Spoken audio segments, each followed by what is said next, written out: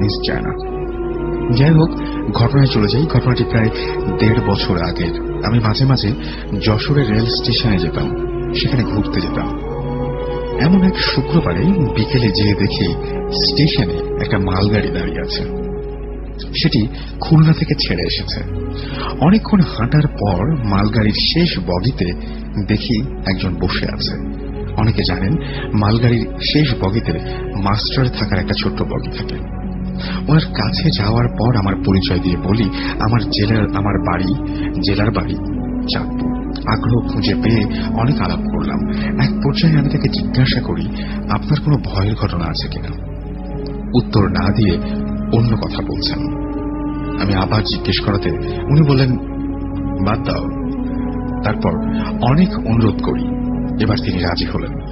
খুব মনোযোগ দিয়ে শুনি। আমি ঘটনাটি তার ভাষায় বলছি। প্রায় 2 বছর আগে বেনাপোল থেকে সার নিয়ে রাত 11টায় খুলনার উদ্দেশ্যে রওনা হই। সে রাতে আমার কলিগ ছুটিতে থাকায় আমি একাই দায়িত্বে থাকি। তারপর ট্রেন চলতে থাকে, আমি রেডিও শুনতে থাকি। একটা সময় ট্রেন মাঠের মধ্যে দিয়ে সারি সারি গাছের পাশ দিয়ে যাচ্ছিল। আবহাওয়াটা ছিল গরম, তাই বাতাসে ভালোই লাগছিল।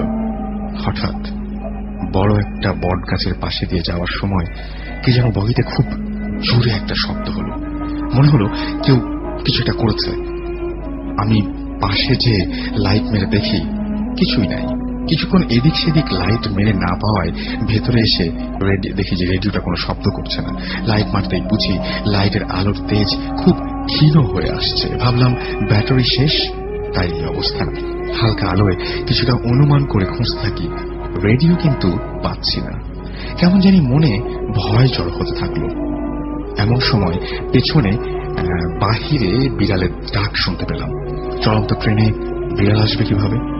তারপর ভয় আরো বেড়ে গেল। অনেক সাহস নিয়ে একটু তাকিয়ে দেখি সেটি স্বাভাবিক বিড়ালের চেয়ে অনেক বড়। কি করবো বুঝতে পারছিলাম না।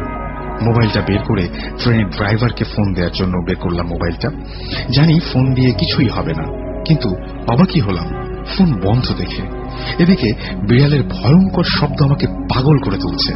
আচমকা দেখি জানালার বাইরে আমার রেডিও বাজছে।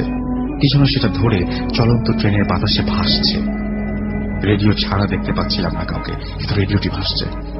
মনে মনে দোয়া পড়তে থাকি, আর কখন আলো দেখব সেটাই ভাবতে থাকি। সময় যেন স্থির হয়ে আছে। অনেক চেষ্টা করছিলাম নিজেকে স্বাভাবিক করতে। এবার অনেকগুলো বিড়ালের ডাক শুনতে পাচ্ছি। আমি ভয়ে বগির রুমের এক কোণায় জড়ো হয়ে বসে আছি। খুব জোরে কে যেন ট্রেনের বগিতে থাবা দিচ্ছে। বাইরে বিকট শব্দ হচ্ছে, অনেকগুলো পায়ের আওয়াজ শুনতে পাচ্ছি। বাইরের দিকে ঘাড় ঘোরাতেই চাঁদের হালকা আলোয় দেখি অনেকগুলো বিড়াল আমার দিকে এগিয়ে আসছে। সেগুলো মুখ দিয়ে চিৎকার বের হয় না। বড় একটা বিড়াল আমার সামনে এসে চিৎকার করছে। আমি উঠে দাঁড়াতে যাচ্ছি, কিন্তু পারছি না। অনুভব করি আমার গায়ে লোমশ হাতের ছোঁয়া।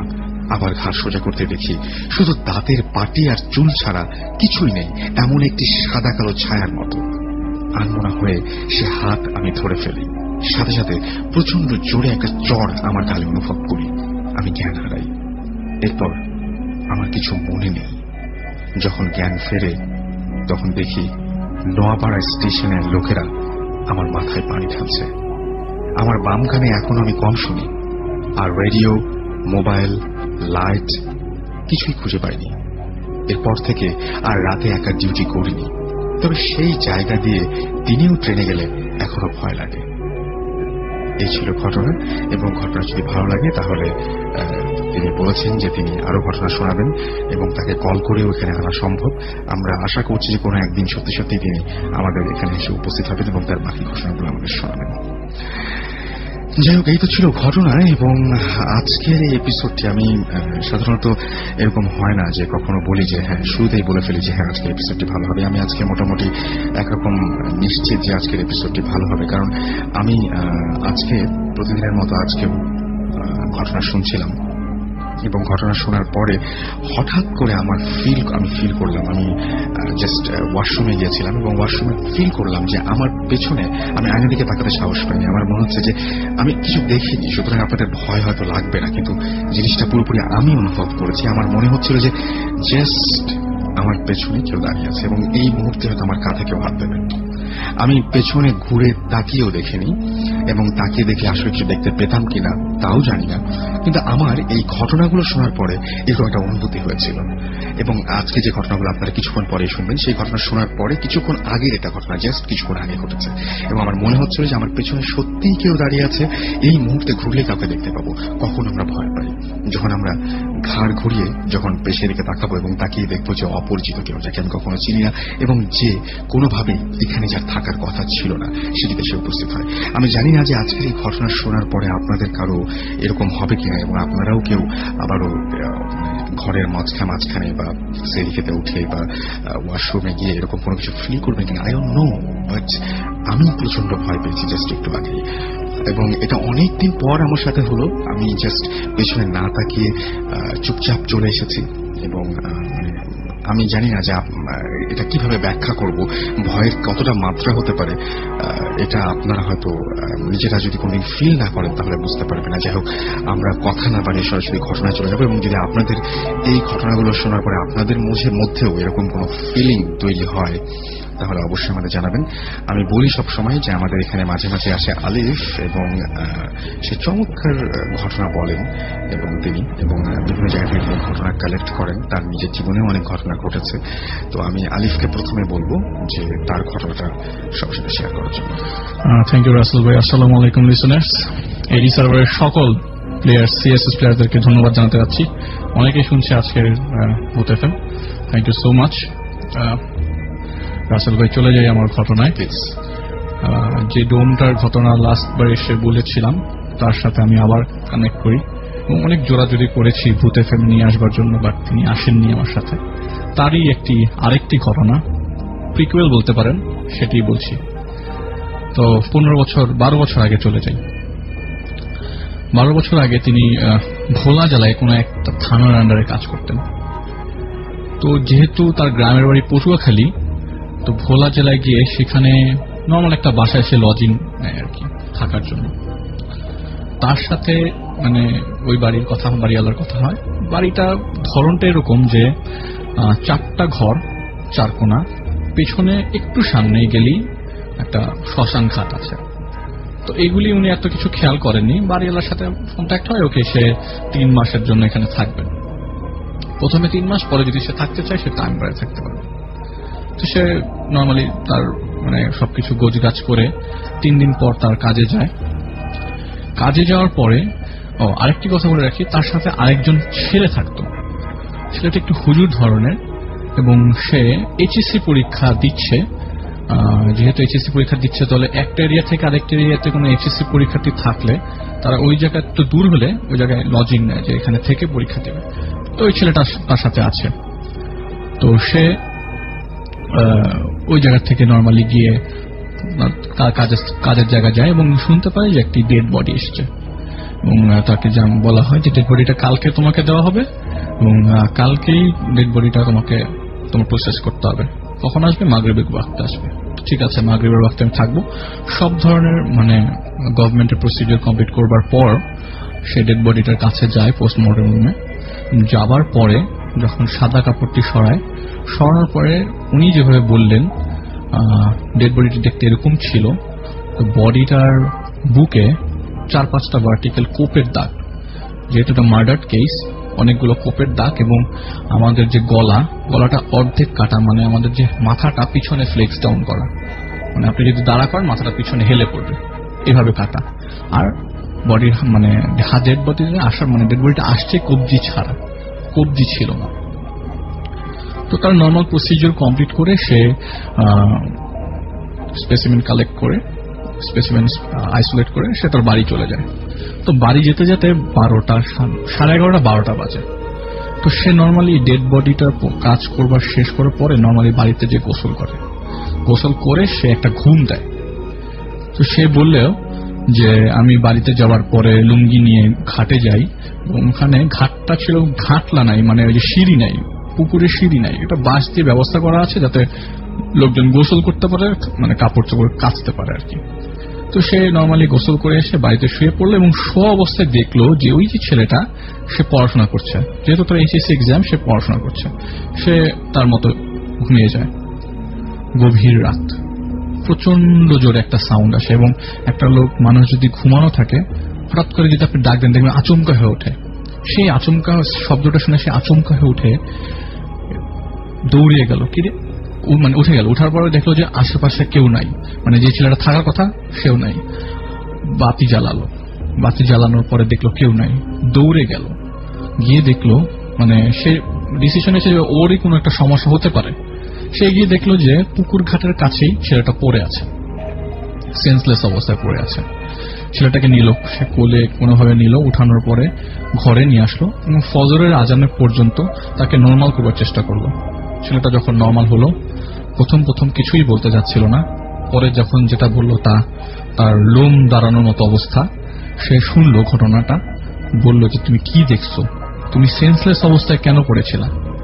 বলে আঙ্কেল, আমি যখন পুকুর ঘাটে গোসল মানে অজু করছিলাম, আমি তাহাজ্জুদের নামাজ পড়বো, অজু করতে যাওয়ার পরে আমাকে ধাক্কা দিয়ে কে যেন পুকুরের মাঝখানে ফেলে দিল এবং আমাকে ছুঁড়ে ফেললো, এরকম অবস্থা। আমি কোনো মতে সাঁতরে কর্নারে আসতেই আবার একটা ধাক্কা খেলাম এবং আল্লাহর নাম নিয়ে কোনো হতে আমি পুকুরের কাছ মানে পাড়ে যেতেই একটু কষ্ট করে উপরে উঠতেই 3 জন লোক দেখি। সেই 3 জন লোকের 2 জনকে আমি ঠিক মতো দেখতে পারিনি, আরেকজনকে আমি দেখি তার বুকের মধ্যে অনেকগুলো কোপের দাগ এবং দাগগুলো জল জল করছে, আর যে মাথাটা সেটা পিছনের দিকে মানে পিছনের দিকে পড়া, গলা কাটা, পিছনের দিকে মাথাটা পড়া, আর হাতের মধ্যে কোনো কবজি নাই। আমার কাছে তেড়ে আসছে, আমাকে ধরবে এরকম অবস্থা, এবং বলে মানে ধরে সে মনে হচ্ছে যে আমাকে ধরে আর যেতে দিবে না। আমি আঙ্কেল ওটা দেখেই পড়ে যাই। সে তখন এটা শুনে, বর্ণটা একদম যেভাবে লাশটা কেটেছিল সে ওরকম মতো, এবং ওটা শোনার পরে ওনার জ ড্রপ হওয়া অবস্থা। আজকে তো আমি ডেড বডিটা কাটলাম, তাহলে আজকে এই জিনিসটা ও কিভাবে দেখলো? ও তো আমার সাথে ছিল না। উনি খুবই চিন্তায় পড়ে গেলেন যে এরকম ঘটনা তো মানে ওইটাই তার লাইফে ফার্স্ট এরকম ঘটনা ঘটেছে, যে এরকম তো হওয়ার কথা না। আমি তো মানে কখনো চিন্তা করিনি যে আমি যে জিনিসটা করব বাসায় এসে এই জিনিসটাই একদম আমাকে মানে ওইটার পুরো একটা ডিসক্রাইব করবে, সেম জিনিসটা। তো সে খুবই চিন্তায় পড়ে 3 দিন পরে মানে তার নর্মাল কাজে যায়, মানে নর্মাল কাজে যেটা সে করে সেটা করলো। 3 দিন পর আবার তাকে ডাক আসলো, একটা ডেড বডি এসছে। সে বলল ঠিক আছে, ডেড বডিটা দিয়ে যাও, এবং সব প্রসিডিউর কমপ্লিট করবার পরে পোস্টমর্টেম যখন করে তখন দেখলো, এবং আগেই বলে রাখি ডেড বডিটার ধরন এরকম যে একটা সুইসাইড কেস। ডেড বডিটা 4 তলার উপর থেকে একটা মেয়ে সুইসাইড করে, এবং করে নিচে রড ছিল রাখা, আর কিছু রড খাড়া ছিল। তো মাথাটা রডের উপরে পড়ে বলে ব্রেনটা আলাদা হয়ে যায়, বের হয়ে যায়। তো ওনার নর্মালি এরকম মানে কাজ আসে যে ব্রেনটাও কাটতে হবে, মানে ব্রেনটাও বের করতে হবে। তো ওই দিন ব্রেন মানে মাথার অবস্থা যে বিচ্ছিন্ন অবস্থা ছিল আর কি, থ্যাতলানো অবস্থা, বডিটা থ্যাতলানো। তো সে বডির কাজ করে স্পেসিমেন আলাদা করে তার কাজ শেষ করে বাড়ি যায়। বাড়ি যাওয়ার পর ঠিক নর্মালি যেভাবে সে গোসল করে ঠিক সেভাবেই গোসল করে সে বাড়ি গেল, এবং দেখলো যে ছেলেটাও পড়াশোনা শেষ করে পুকুর ঘাটের দিকে যাচ্ছে। তো সে জিনিসটা লক্ষ্য করলো যে সে আসলো আর পুকুর ঘাটে যাচ্ছে ছেলেটা, এবং কিছু না বলে সে বলল ঠিক আছে যাও, আমি শুয়ে পড়লাম। সে রাতের বেলা খাওয়া দাওয়া শেষ করে শুয়ে পড়ে, এবং ঘুম আসেনি তার। তখন কিছুক্ষণের মধ্যে আবার সেই সাউন্ড, সেই বিকট আওয়াজ। সে দৌড়ে যায়, এবং যেহেতু আগের বার সে এরকম একটা ইনসিডেন্টের সম্মুখীন হয়েছে, তো সে মনে করছে এবারও হয়তো বা একই জিনিস হতে পারে। ঠিক তাই রাসেল ভাই আমি বলেছি যে সে মানে ওই লোকটাকে নিয়ে বাসায় নিয়ে যায়, ছেলেটাকে নিয়ে নর্মাল করে, এবং তার কাছ থেকে ঠিক সেই ডিসক্রাইব পায় যেটা সে আগের বার পেয়েছিল। জিজ্ঞেস করে কি হয়েছে তোমার? বলে আঙ্কেল এবার তো আমি আরো একটা ভয়ঙ্কর জিনিস দেখলাম। কি দেখছো তুমি? বলে আমি দেখলাম যে আমার সামনে একজন মেয়ে দাঁড়িয়ে আছে, এবং তার বডিটা থ্যাতলানো, আমার মানে মাথা থেকে ব্রেনটা মানে মাথা থেকে মাথার উপরে কোনো চুল নাই, কিছু নাই, মাথাটা খোলা, এবং সেটা সে আবারও মিলানোর চেষ্টা করে যে যে ডেড বডি ব্যাপার। একই ব্যাপার, যে ডেড বডিটা সে কেটেছে, যে ডেড বডি সে পোস্টমর্টেম করেছে, সেটারই আবারও একই জিনিস তাকে ওই ছেলেটার কাছ থেকে শুনতে হচ্ছে। সপ্তাহখানেক সে খুবই মানে আসলে কি বলবো এটাকে খুবই মানে চিন্তা দিশেহারা হয়ে যাচ্ছে যে আমি যে প্রফেশনটা করছি মানে কাজ করছি সেটাই কি আমার এখন বিপদ হয়ে দাঁড়ালো নাকি, বা মানে তার খুবই মানে আশ্চর্য লাগছে যে একটা মানে একটা ঘটনা ঘটছে, মানে কাজ করছি সেটাই বাসায় এসে আরেকজনের কাছ থেকে শুনছি। যেহেতু সে যে কাজটা করে সেটা এমনিতেও একটু ভয়ের, তার হয়তো ভয় লাগে না, কিন্তু সে যখন আরেকজনের কাছ থেকে ব্যাপারটা শুনছে সেটা জানার পর হয়তো ভয় পাওয়ার কথা। এবার মাস দুয়েক পরের ঘটনা, তিনি তার এর মাঝে সে অনেক ডেড বডির কাজ করেছে, বাট ওরকম কিছু হয়নি। হঠাৎ একদিন বাসায় আসলো, বিকেলবেলা মাগরিবের আগে বাসায় আসলো, এসে দেখলো মানে যেটা দেখার জন্য হয়তো তিনি কখনো ওয়েট করেনি, যে ছেলেটা তার সাথে থাকে সেই ছেলেটারই 2 ভাগ হওয়া বডিটা বেডের উপর পড়ে আছে। ও মাই গড, মানে যিনি লজিং থাকেন যারা একসঙ্গে দুইজন, একসাথে দুজন, ওই যে ছেলেটা তার সাথে থাকতো, হুজুর ছেলেটা যে বারবার ভয় পাচ্ছে তো আর কি। হ্যাঁ, সেই অর্ধেক তার বডি, মেডিকেল টার্মে গ্রয়েন বলি একটু পরে, অর্ধেক কোমর থেকে ভাগ করা, মানে কোমর থেকে উপরের অংশটা আর নিচের অংশটা আলাদা করা। এবং সেটা দেখে সে দরজা ধরে পড়ে যায় এবং ওইটা ওই ডেড বডি মানে ওই ছেলেটাকে টাচ করবার আগে সে বাড়ির লোকজনকে ডাক দেওয়ার জন্য দৌড়ে পালায় এবং সে ওই আশেপাশে যেসব ঘর বাড়ির লোকজন ছিল তাদেরকে ডাকে, বলে প্লিজ আসেন, আমার সাথে যে ছেলেটা থাকে সেই ছেলেটা কিভাবে মানে ছেলেটা মারা গেছে, সেই ছেলেটা মানে পড়ে আছে, লাশ পড়ে আছে আমার রুমে। সে লোকজন নিয়ে আসে, লোকজন তো জানে না তার সাথে যে একজন লজিং থাকে, কিন্তু সে যখন বাড়িওয়ালার কাছে গেল, বাড়িওয়ালাকে বলল যে চলেন তাড়াতাড়ি, আমার সাথে যে লজিং মানে আছে ছেলেটা ও পড়ে আছে ঘরের ভিতরে, তাড়াতাড়ি আসেন। তো মজার বিষয় রাসেল ভাই, বাড়িওয়ালা বলে কোন লজিং? সে বলে আমার সাথে যে ছেলে থাকতো, ওই যে হুজুর ছেলেটা, ও তো আমার সাথে থাকতো, তাড়াতাড়ি চলেন, ওর রক্ত বেরোচ্ছে বডি থেকে। বলে কোন ছেলেটা? রুমে তো আপনি একা থাকতেন। সে খুবই ভয় পেয়ে যায়, বলে না আপনি আসেন, আপনি দেখে যান। 50-60 জন লোক নিয়ে সে যখন ঘরের ভিতরে যায় কিছুই দেখে না। তার মানে সে একাই থাকতো এবং সে যে ছেলেটা প্রতিবার ভয় পেত এবং যার সাথে সে মনে করতো যতদিন ধরে লজিং এ একসঙ্গে আছে সে কেউই না, সেরকম কোন অবস্থায় মানে অস্তিত্বই পাচ্ছে না। ইভেন যে ছেলেটা টেবিলে পড়াশোনা করতো, যে আমি নিজে শুনে নিজে ভয় পেয়ে যাই রাসেল ভাই। আমি সেটাই বললাম যে আজকে অনেককে বলছিলাম যে ঘটনা শোনার পরে আমার যেটা হচ্ছে যে আমি নিজে একা মুভ করতে ভয় পাচ্ছিলাম। মানে এটা খুব রেয়ার, মানে যে এরকম ধরনের ভয় পাবো বা এরকম কিছু। আমি জানি না যারা শুনছেন তারা কেমন লাগছে তাদের কাছে, যে দীর্ঘদিন ধরে আপনারা হয়তো অনেকে এরকম মেসে থাকেন, অনেকে হয়তো হোস্টেলে থাকেন, অনেকে হয়তো মানে এরকম হয় যে আমি যে বাড়ি থাকি, বাড়িতে হয়তো আমি একটা বাসায় থাকতাম, আমার সঙ্গে একটা বন্ধু এসে থাকে বা কোন একটা পরিচিত কেউ এসে থাকে বা ক্লাসমেট, হ্যাঁ, কিন্তু তার হয়তো আসলে কোনো অস্তিত্বই নাই। মানে এটা ভাবা যায় না আসলে। সেটা আপনার পাশে একজন আছে, সে কি আদৌ আছে কিনা, সেটাই তো অনেক সময় দাঁড়ায়। অবাক লেগেছে যে ভদ্রলোক এতদিন পর্যন্ত বুঝতেই পারেনি এত কিছু। মানে প্রতিবার একজন মানে তিনি যা লাশ কাটছেন, যে সমস্ত লাশ নিয়ে তিনি কাজ করছেন, বাসায় এসে দেখা যাচ্ছে যে তার সাথে লজিং এ থাকে যে ছেলেটা, সেই ছেলেটা সেই রকমই লাশ বা সেরকমই কিছু একটা তারা ভয় পাচ্ছে। এবং একটা সময় যখন দেখলেন যে সেই ছেলেটির দ্বিখণ্ডিত লাশ, কোমর থেকে ওপরের অংশ আলাদা করা, পায়ের অংশটা আলাদা করা, তারপরে সবাইকে ডাক দিয়ে জানা গেল যে সেরকম কোনো ছেলেই তার সঙ্গে থাকে না।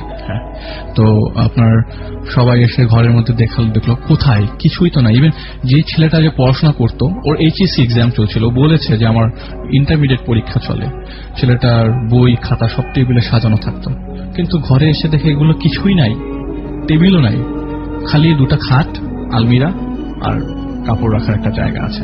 আলিফ, হতে পারে এটা হ্যালুসিনেশন, হতে পারে, হ্যাঁ, মানে পুরোপুরি জিনিসটা হয়তো কল্পনার, কিন্তু মানে ভদ্রলোক যে ভয় পেয়েছিলেন, এটা যদি কেউ, আমরা যদি কল্পনাতেও যদি এরকম কোনো কিছু দেখে থাকি বা এরকম কোনো এক্সপিরিয়েন্স করে থাকি, তাহলে তার মানে কোন লেভেলের ভয় পাবো আমরা, মানে কল্পনারও বাইরে অ্যাকচুয়ালি। মানে এটা তো আমি বলি রাসেল ভাই, তো সে খুবই ভয় পায় এবং এমনিতেই সে একটু আপনার কষ্টে ভুগছে, চিন্তায় ভুগছে, আমার প্রফেশনে এরকম সমস্যা। সে যখন ওই ছেলেটার লাশ দেখলো, এতদিন একসাথে ছিল, প্রথমে একটা একটা ধাক্কা লাগলো, ছেলেটা মারা গেছে, যখন লোকজন নিয়ে আসলো ছেলেটাই নাই, তখন তার কেমন লাগবে, মানে তখন তার কি অবস্থা? সে খুবই মানে তার কাজ করতে পারছে না এবং সে কয়েকদিন যায়নি। আমি বলেছিলাম যে বলি এটা মানে মিস হয়ে গেছে। মাঝখান দিয়ে যখন ছেলেরা ভয় পাচ্ছিল তখন এই এলাকারই একজন বুজুর্গ, সে খুবই ধার্মিক একজন মানুষ এবং সে এই জিনিসগুলো খুবই ভালো ডিল করতো। তার কাছ থেকে সে একটা পানি পড়া এনে দেয় ছেলেটাকে এবং ছেলেটা সে পানি পড়া তার সামনে খায়। তার কাছে আবার চায়, বলে হুজুর আমি তো এই ঘটনার সম্মুখীন হলাম, আমার জন্য কি করা যায়? তখন সে হুজুর বলে তোমার সাথে যা হয়েছে তা অ্যাকচুয়ালি কল্পনার বাইরে। তোমার সাথে যে ছেলেটা ছিল সে ছেলেটা আসলে কোনো মানুষ ছিল না। তোমার সাথে যে ছেলেটা ছিল সে তার কোনো অস্তিত্ব তুমি খুঁজে পাবো না। বলে যে এটা কি সত্যি আমি তার অস্তিত্ব খুঁজে পাবো না? আমার বিশ্বাস হয় না। সে খুব কান্না করছে, ইমোশনাল হয়ে গেছে যে ছেলেটা তার সাথে থাকতো, একসাথে খেত, একই মানে পাশাপাশি বসে একসাথে খেত, ছেলেটা এখন নাই এবং ছেলেটা আসলে অস্তিত্বই নাই। তো পুরো নর্মাল হতে তার 1 মাস সময় লাগলো। 1 মাস পরে আবারও তার কল আসলো এবং পুলিশ স্টেশনে বললো যে আপনি চলে আসেন, একটা ডেড বডি এসছে, ডেড বডিটা অনেক দূর থেকে পাওয়া গেছে, বাট আমাদের এরিয়ার একটা ডেড বডি। বলে কি আচ্ছা ঠিক আছে আপনি রাখেন, কারণ তাকে তো জীবিকা নির্বাহ করতে হবে, তাকে তো বাঁচতে হবে, তার বাচ্চা আছে, তার বউ আছে। সে ডেড বডিটার রুমে দেখে, মুখি মেরে দেখে যে ডেড বডি চলে এসছে। তার নর্মাল প্রসিডিউর শেষ করে ডেড বডিটার কাছে যায়। নর্মালি যে সাদা কাপড় দিয়ে ঢাকা থাকা অবস্থায় সেই ডেড বডিটা খোলার পরে ওখানে সে আবার পড়ে যায়। এটা হচ্ছে সেই ছেলেটার ডেড বডি যে ছেলেটাকে সে দেখেছিল তার রুমে, এবং সেই ছেলেটা এখন আসলেই মৃত। এবং সেই ছেলেটার ডেড বডি খোলা মানে ডেড বডিটার কাপড়টা সরানোর পরে দেখে যে দ্বিখণ্ডিত সেই লাশ, যেভাবে সে ঠিক দেখেছিল সেরকম, এবং একটু ডিফারেন্ট হচ্ছে ছেলেটার আপনার মাথা ছিল না। আচ্ছা, মাথাটা আলাদা এসছে, বডিটার সাথে ওইখানে একটা ভাগ, মাথাটাও সাথে এসছে কিন্তু মাথাটা আলাদা ছিল, বডির সাথে অ্যাটাচ ছিল না। এটার পরে তিনি তার কাজ কমপ্লিট করে, যেহেতু করার কথা, কাজ কমপ্লিট করার পর জানতে পারে যে 1 মাইল দূরে, ওই বাড়ির যে বাড়িতে সে থাকে 1 মাইল দূরে এই ছেলেটার মানে বাড়ি ছিল। তার থেকে লাস্ট ডেড বডিটা এখানে আসে এবং পরে সে হুজুরের কাছে, সেই হুজুর মানুষটার কাছে যায় এবং যে জানতে পারে যে আসলে ঘটনাটা কি। ঘটনাটা হচ্ছে সে একটু মানে নামাজ থেকে দূরে থাকতো, তাকে নামাজে নিয়ে আসার জন্য একটা জিন কাজ করে আর কি। তাকে বলে যে তুমি নামাজ পড়ো, এই জিনিসটা বোঝানোর জন্য যে তুমি যা করছো ভুলে যাও না, নামাজ পড়ো। এবং যে জিনটা কাজ করেছে তার পিছনে যে ভয় দেখিয়েছিল তাকে সেই জিনটা একটা ভালো জিন, নামাজি জিন ছিল। বলেছিলাম একটা হুজুর ছেলে, যে ছেলেটা আসছে, ছেলেটাও যে ডেড বডিটা আসছে সেটাও হুজুরের ডেড বডি, হুজুর টাইপের একটা ছেলে। Thank you so much. আমরা একটা চমৎকার ঘটনা শুনলাম এবং আমরা এরকম ঘটনা আরো বেশ কিছু আছে আজকে আমাদের সাথে, এবং আমরা সেই জন্যই বলছিলাম যে আমি Download more from wapsip.com, wapsip.com. আমরা চলে যাচ্ছি আমাদের পরবর্তী অতিথির কাছে, এবং পরবর্তী যিনি অতিথি আছেন তার কাছ থেকে আমরা ঘটনা শুনবো। আপনার নামটা প্লিজ একটু বলবেন, তারপর আপনার ঘটনাটা প্লিজ শেয়ার করুন। হাই লিসেনার্স, আমি এমডি রোমান হোসেন ফজলে রাব্বি, আমি এমআইএসটি এরোস্পেস ইঞ্জিনিয়ারিং সেকেন্ড ইয়ারে পড়াশোনা করতেছি। তো আজকে আমি যে ঘটনাটা শেয়ার করতে যাচ্ছি আপনাদের সাথে সেটা হচ্ছে যে আমরা সবসময় বাংলা প্রবাদে একটা ভাষা সবসময় ইউজ করি যে যক্ষের ধন।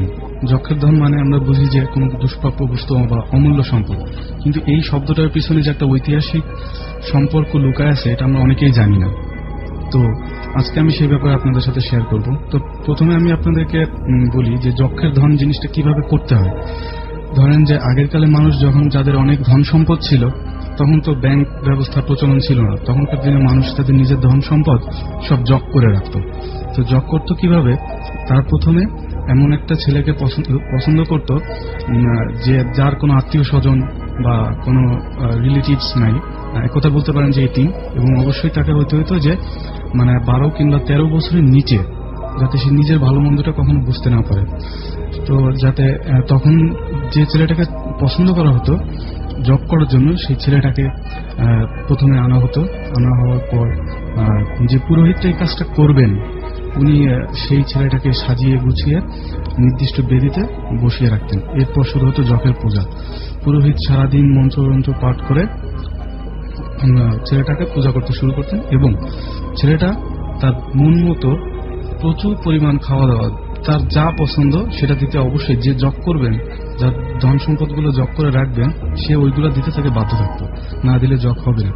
তো এক পর্যায়ে ছেলেটি খেতে খেতে যখন সে সব আর ক্লান্ত হয়ে পড়ে, যখন সে আর কিছু খেতে পারে না, সেই মুহূর্তে সে সন্তুষ্ট হয়ে যায়। তখন পুরোহিত যে জপ করবেন তাকে ডেকে এনে তাকে একটা বলেন যে ওই ছেলেটার হাতে কিছু স্বর্ণ মুদ্রা দিয়ে দিতে, এবং দিয়ে বলেন যে তুমি আমার সব ধন সম্পদ জপ করে রাখবা, যতদিন না পর্যন্ত আমি এবং আমার যোগ্য উত্তরসূরিরা এই জিনিসটা খুঁজে না পাবে ততদিন পর্যন্ত তুমি একে রক্ষা করবা। এবং আমি বলে রাখি যে এই যে ঘটনাটা আমি আজকে আপনাদের বলতেছি, এই ঘটনাটা হুমায়ুন আহমেদ স্যার তার একটা বই রুমালি নাম করে এখানে বলে গেছেন, এবং সম্প্রতি ভারতীয় বাংলা একটা মুভি ছায়াময়, এই মুভিতে এই বিষয়টা দেখানো হয়েছে। তো আমি এবার আপনাদেরকে ডিটেলস বলি যে তারপর ওই ছেলেটা যখন খেতে খেতে ক্লান্ত হয়ে পড়ে, তখন তাকে ওই নির্দিষ্ট মাটির নিচে গর্তে, যেখানে তার সমস্ত ধন সম্পদ রাখা হয়, ওখানে মাটি চাপা দিয়ে রেখে আসা হয়। ছেলেটা যখন ঘুম থেকে উঠে তখন ক্ষুধায় তৃষ্ণায় সে ওই ধন সম্পদের সাথেই মৃত্যুবরণ করে, এবং তাকে বলে আসা হয় যে তুমি এই ধন সম্পদ পাহারা দিবা। সে তার নিজের সবকিছু দিয়ে ওইটা প্রোটেক্ট করার চেষ্টা করে। এবার আমি চলে আসি বাংলাদেশে ঘটা একটা এই যখের ধন ব্যাপারটা নিয়ে ঘটা একটা কাহিনীর সাথে। তো এই ঘটনাটা ঘটেছে আপনার নওগাঁ জেলার বদলগাছি উপজেলা বালুঘাড়া গ্রামে। ওখানে একটা স্কুল আছে, নামটা হচ্ছে আপনার বদলগাছি আরবি হাই স্কুল। ওই হাই স্কুলে একটা ছেলে ছিল, বর্তমান যে স্টুডেন্ট, এটা 2000 সালের ঘটনা। তো ওই ছেলেটা ওই স্কুলের মাঠের পাশে একটা বাড়ি ছিল, পোড়া বাড়ি।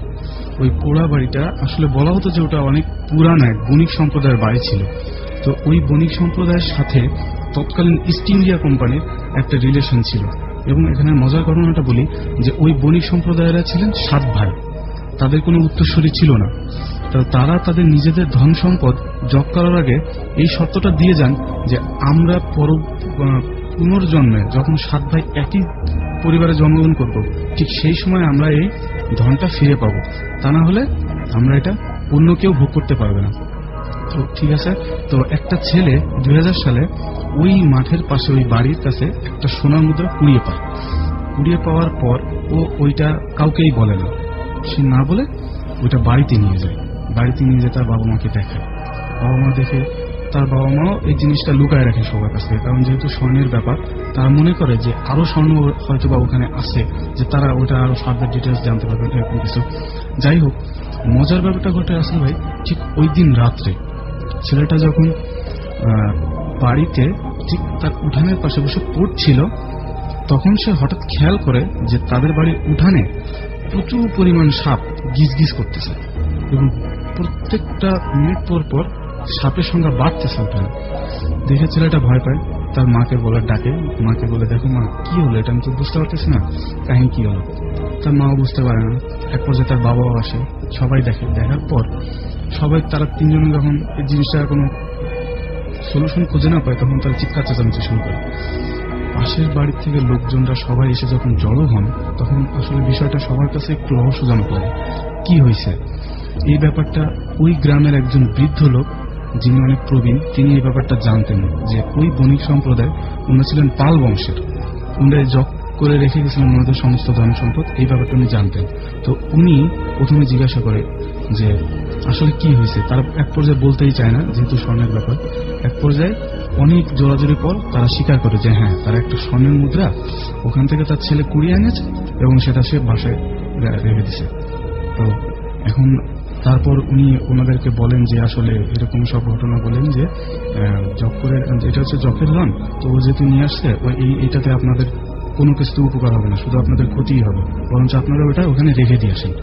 যাই হোক আছে ভাই, তো তখন ছেলেটা ওই বৃদ্ধ লোকটার কথা মতো যে ওই স্বর্ণ মুদ্রাটা ওই নির্দিষ্ট জায়গায় যে রেখে দিয়ে আসে।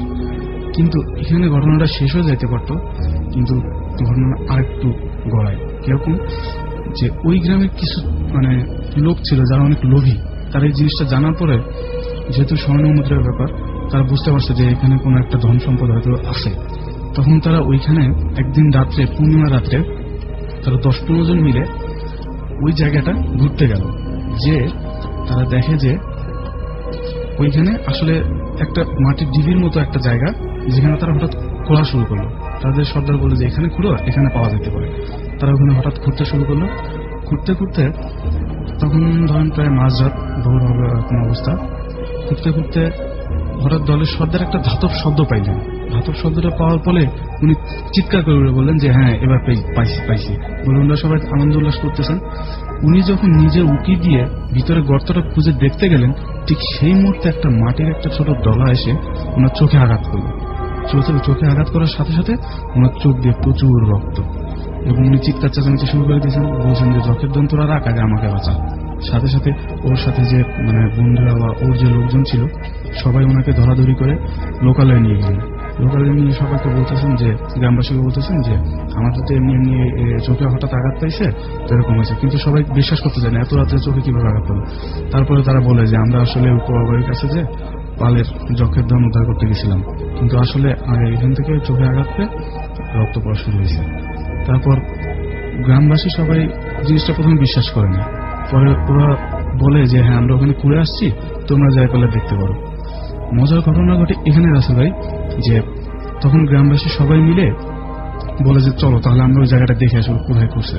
ওদের ভিতর থেকে একজনকে নিয়ে ওরা জায়গাটা দেখতে যায়। তারা যে ওখানে দেখে যে তারা যে 1 ঘন্টা ধরে খুঁড়ছে এবং প্রায় ধরেন যে 2 থেকে 3 ফুট খুঁড়ছে, মাটি খুঁড়ছে, তার কোনো অস্তিত্বটাই ওখানে নেই, পুরা মাটিটা প্লেন।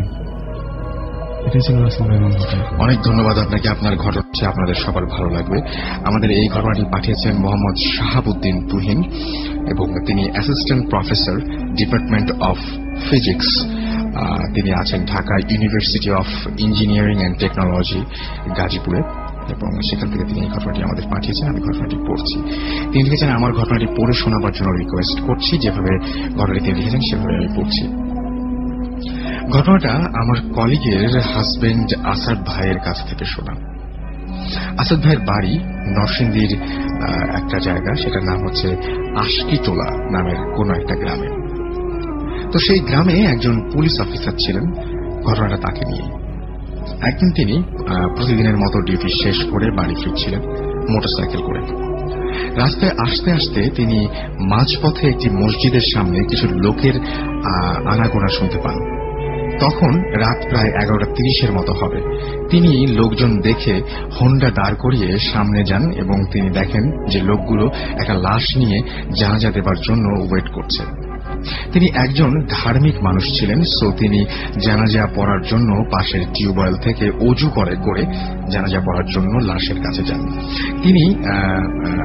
তিনি কি হয়েছে বলে আশেপাশের লোকজনকে জানাজা পড়ার জন্য তারা দিতে থাকেন, এবং বাট কেউ ওনাকে কোনো উত্তর দেয় না। মানে কে মারা গেছে বা এরকম ধরনের কোশ্চেন হয়তো করছিলেন তিনি, কিন্তু আশেপাশে কেউ উত্তর দিচ্ছিল না। এভাবে বেশ কিছুক্ষণ যাবার পরে তিনি লক্ষ্য করেন যে সবাই জানাজার জন্য দাঁড়াচ্ছে। তারপর জানাজা শেষ হবার সাথে সাথে চোখের পলকে সবকিছু ভ্যানিশ হয়ে যায়, শুধু লাশটি সেখানে পড়ে থাকে। এতে করে তিনি অনেক ভয় পান এবং নিজের হোন্ডার দিকে আসেন। তখন তিনি খেয়াল করেন যে খাটিয়া থেকে লাশটি উঠে দাঁড়াচ্ছে। রাত প্রায় 1টা। এরপর তিনি দ্রুত হোন্ডা স্টার্ট করে চলে যাবার চেষ্টা করেন।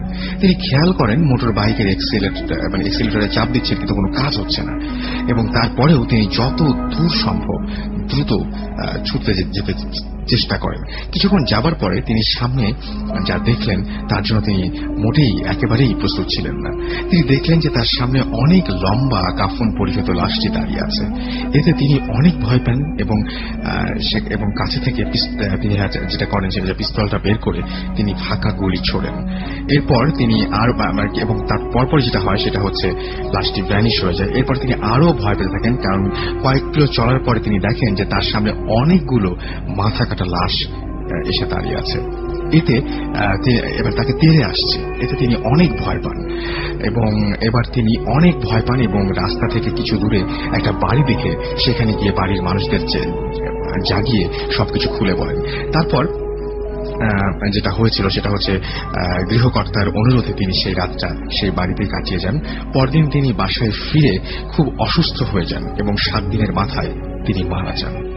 ঘটনাটা ভালো লাগলে পড়ে শোনাবেন। এই ছিল ঘটনা, এবং আমি ঘটনাটি পড়ে শোনালাম। আশা করছি আপনাদের ভালো লেগেছে। আমরা চলে যাব পরবর্তীতে আবারও ডক্টর আলিফের কাছে, এবং তার পরবর্তী ঘটনা শোনার জন্য আমিও খুব আদিভাবে আগ্রহ করছি। আলিফ, চলে যাই আপনার পরের ঘটনায়। থ্যাংক ইউ রাসেল ভাই। আসসালামু আলাইকুম লিসেনার্স। আবার আসলাম আপনার সামনে কিছু একটা ঘটনা নিয়ে। রিসেন্টলি আমি মানিকগঞ্জ গিয়েছিলাম।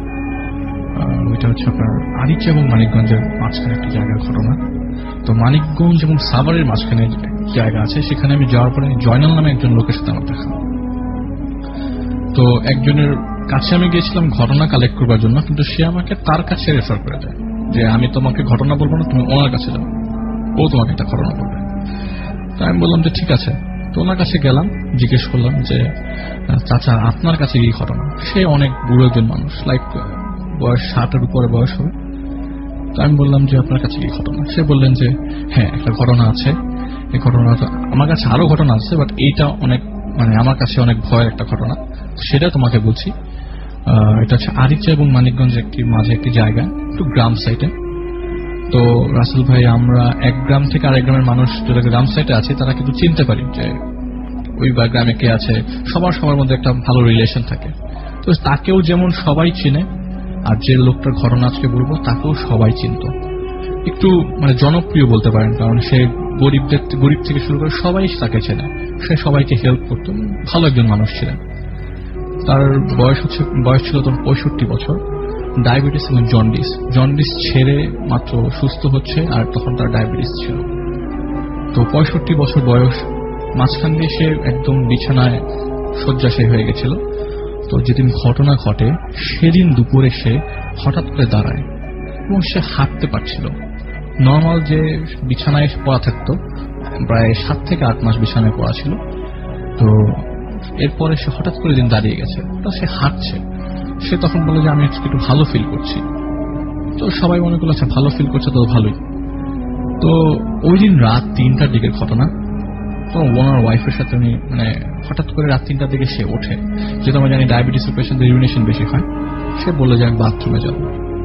তো ওয়াইফ বললো আমি কি আসবো সাথে। সে বললো না তোমাকে আসতে হবে না, আমি যেতে পারবো। যেহেতু এমনিতেই সে আজকে হঠাৎ করে হাঁটতে পারছে, তার ওয়াইফের ধারণা ছিল যে সে হাঁটতে পারবে না, মোটামুটি ভালোই আছে। তো দেখলো যে সে হেঁটে হেঁটে যাচ্ছে। তার ওয়াইফ আবার জিজ্ঞেস করলো আমি কি আসবো সাথে। সে বললো না তোমাকে আসতে হবে না, তুমি ঘুমো। তো ওয়াইফ কাজ হয়ে শুয়ে পড়লো। তো তার ঘর থেকে বাথরুমটা প্রায় 20 কদম দূরে ছিল। গ্রাম সাইড তো, পাকা ঘর, কিন্তু একটু দূরে আর কি।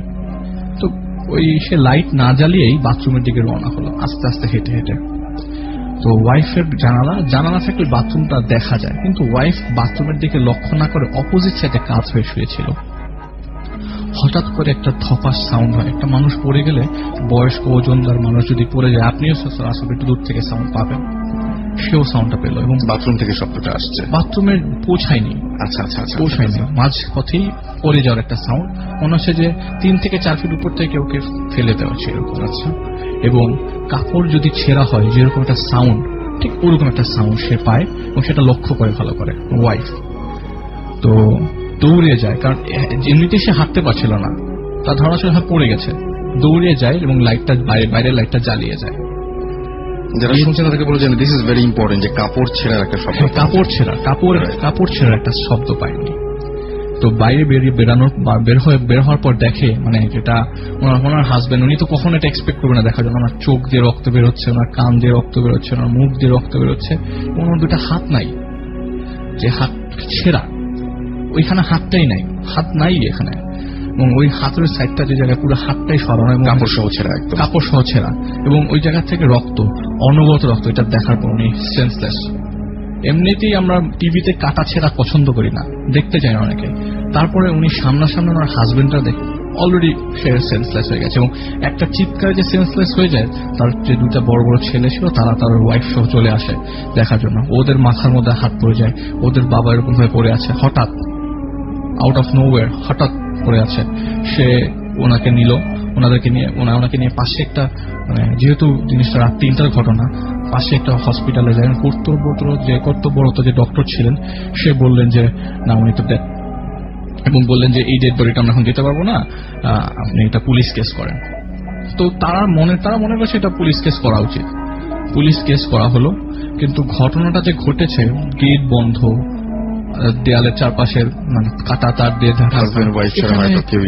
কে আসবে এত রাতে বাথরুমটার সামনে, কে আসবে এখানে? সেটা তো বাসার মধ্যে তো মনে করেন শোক মানে শোকের ছায়া নেমে আসে যে এরকম একটা ঘটনা। আর যেহেতু এলাকার মানুষ জানে যে সে খুবই একটু গুণী ব্যক্তি, সবাই আশেপাশে বাসার লোকজন সবাই দেখতে আসে তাকে।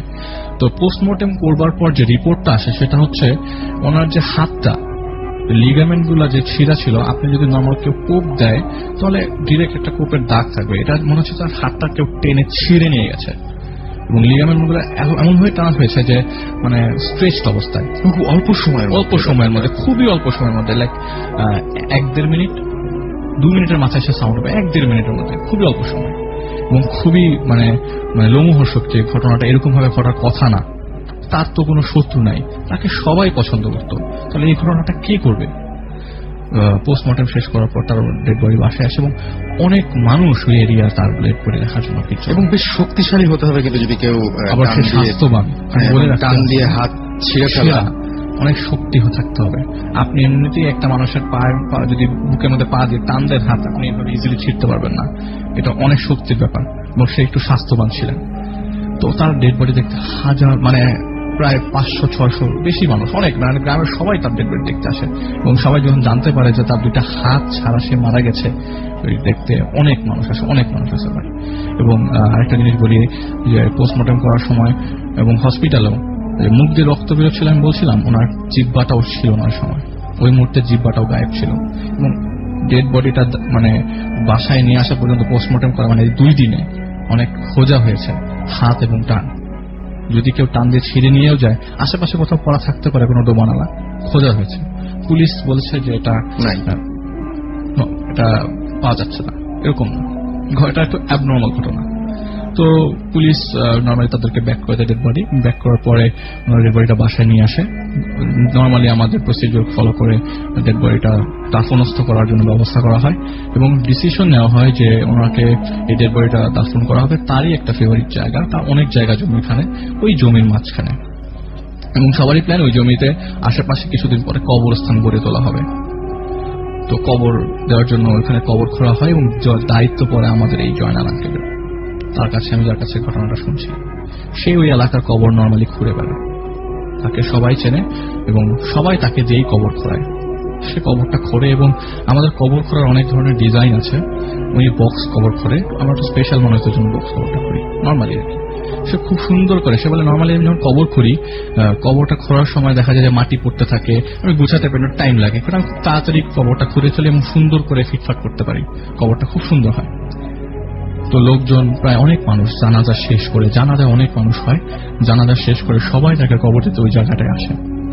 আসার পরে কবর যে খোঁড়ার পরে আমরা যে মাটিটা যেখানে স্তূপ করে রাখি, সেখানে লাশটার খাটিয়াটা প্লেস করা হয় এবং ওইখানে প্লেস করতেই আমাদের 3.5 হাত কবরের জায়গা আরো 3 ফিট গর্ত হয়ে গেল। ঘটনাটা অবাক করার মতো। মাগরিবের নামাজের আগে এই জিনিসটা হয়ে গেল হঠাৎ করে। 3.5 হাত জায়গা, খুব সুন্দর বস্তা, হঠাৎ করে গর্ত হয়ে গেল আরো 3 ফিটের বেশি।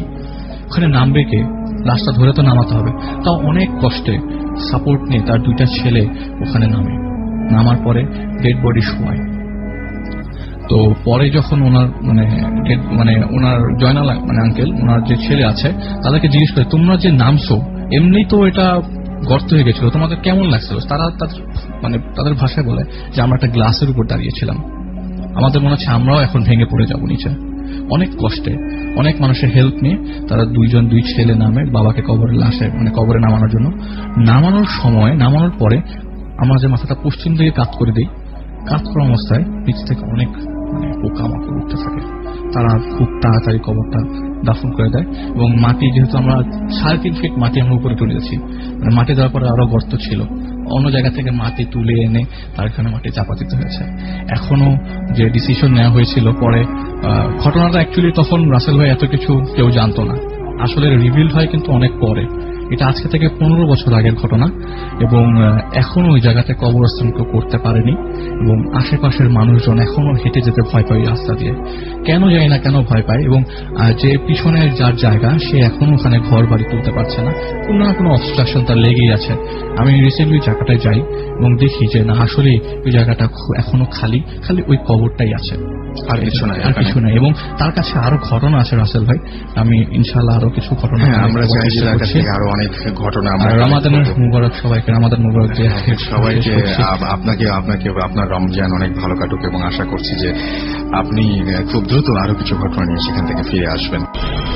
Download more from wapsip.com, wapsip.com.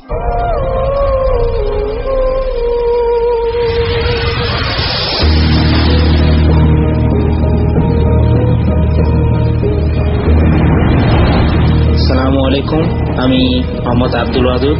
আমার বাসা ঝিনাইদহ আরাপুর। আমি বর্তমানে মিরপুর 11-তে আছি, একটা বেসরকারি ইউনিভার্সিটিতে ফ্যাশন ডিজাইনিং পড়তেছি। আমি আজকে যে ঘটনাটা আপনাদের সাথে শেয়ার করব, সেটা আমি শুনেছি 2003-এ আমি যখন ওয়াবদা হাফেজা মাদ্রাসায় পড়তাম, তখন সেখানকার কাজের যে মহিলা ছিল, আমরা খালা বলতাম, ওনার মুখ থেকে আসলে ঘটনাটা শোনা। তো তখন আমাদের ওয়াবদা হাফেজা মাদ্রাসাটা চুয়াডাঙ্গা বাস স্ট্যান্ডের থেকে একটু দূরে, ওয়াবদার সামনে। তো ওইখানে অনেক আগে, আজ থেকে 20 থেকে 25 বছর আগে বা তারও কিছুদিন আগে, ওইখানে বর্তমান যে লাশ কাটা ঘরটা সেটা এখানে ছিল। আর এই লাশ কাটা ঘরটা কেন্দ্র করেই মূল গল্পটা। তো গল্পটা এমন যে শৈলকুপা থানাতে প্রায় মারামারি হয়। এখানে যারা লিসেনার্স আছেন ঝিনাইদহ জেলার বা তার আশেপাশে, তারা এটা সম্পর্কে কিছুটা জানেন। আর তখন অবস্থা আরো খারাপ ছিল। তো একটা কেজেতে একসাথে 6 জন মানুষ খুন হয়। খুন হওয়ার পর তাদের লাশগুলো আনা হয়, কিন্তু সন্ধ্যা হয়ে যাওয়া বা বিকেল হয়ে যাওয়াতে লাশগুলো একসাথে পোস্টমর্টম করা সম্ভব হয় না। এই জন্য 6টা লাশই ওইখানে লাশ কাটা ঘরে রাখা হয়, যেটা হিম ঘর ছিল আর কি, সেখানে রাখা হয়। তো ওখানে লাশ যদি গুম হয়ে যায় সেক্ষেত্রে তো কেস হবে না, এই জন্য লাশ পাহারার ব্যবস্থা রাখা হয়। এই জন্য 2 জন পাহারাদারও থাকে, যারা নিয়মিত লাশটা হাবি জাবি এইসব জিনিসগুলো ওখানে পাহারা দেন। তো ঈশান নামাজের পর পাশেই মসজিদ ছিল, তো ঈশান নামাজের পরে এদিকে লোক শূন্য হয়ে যায় একেবারেই। ওখানে আর মানে কাউকে সাধারণত আর দেখা যায় না। তো 2 জন পাহারা দিচ্ছিল, তো একজন বললো যে বেশ রাত হয়ে গেছে, আমি একটু খেয়ে আসি, পাশে বাসা খেয়ে আসি, মানে আরেকজন পাহারা দিক। তো উনি চলে যান এবং উনি একা একাই পাহারা দিচ্ছিলেন। আর বলে রাখা ভালো যে বিষয় মানে জায়গাটা এমন ছিল যে উনি যেখানে পাহারা দিচ্ছিলেন ওনার একটা কাঁচের জানালা আছে, উনি কাঁচের জানালার বাইরে চেয়ারে বসে উনি পাহারা দিচ্ছেন। আর ওখান থেকে কাঁচের জানালা দিয়ে উনি দেখতে পাচ্ছেন লাশগুলো পাশাপাশি 6টা লাশ শোয়ায় রাখা হয়েছে, উনি দেখতে পাচ্ছেন। আর ভিতরে লাইট চালানো আছে, উনি ওখানে বসে লাশগুলো পাহারা দিচ্ছেন।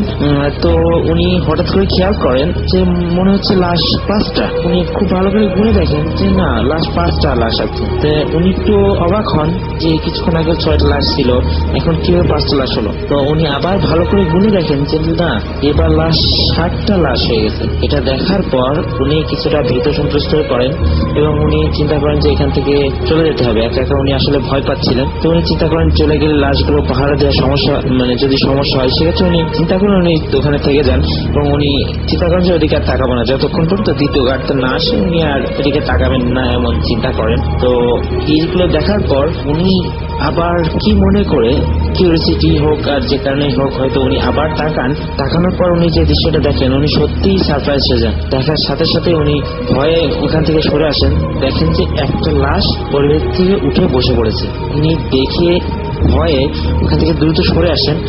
উনি চিন্তা করেন যতক্ষণ পর্যন্ত উনি না আসে উনি ওইদিকে আর যাবেনই না। তবুও কি মনে করে উনি আবার চলে যান, যে ভাবেন যে পিছনের দিকে ফিরে বসে থাকবো, ওইদিকে আর তাকাবোই না। তো উনি সেভাবে বসে থাকেন, পিছনের দিকে না মানে ফিরে উনি ওখানে বসে থাকেন। উনি চিন্তা করেন যে কাছ থেকে আর তাকাবোই না। তো আবার কি মনে করে উনি যেই তাকিয়েছেন আর উনি যে দৃশ্যটা দেখছেন যে একসাথে 6টা লাশই ওই কাছের জানলার পাশে এসে দাঁড়িয়ে আছে। উনি এটা দেখার সাথে সাথে উনি চিৎকার দিয়ে ওখান থেকে দৌড়িয়ে এসে পাশেই একটু দূরে মসজিদের মধ্যে ঢুকে চলে যান এবং ওর ভিতরে যে অজ্ঞান হয়ে পড়েন। তো মানে মসজিদের বারান্দায় যে আর কি উনি যে পড়েন। তো দ্বিতীয় গাড়িটা যখন এসে ওনাকে ওখানে না পেয়ে উনি এদিকে এসে মসজিদের ভিতরে বারান্দায় দেখে যে উনি পড়ে আছেন। তারপর উনি সেন্সলেস ছিলেন, তখন ওনাকে হাসপাতালে নিয়ে যাওয়া হয়।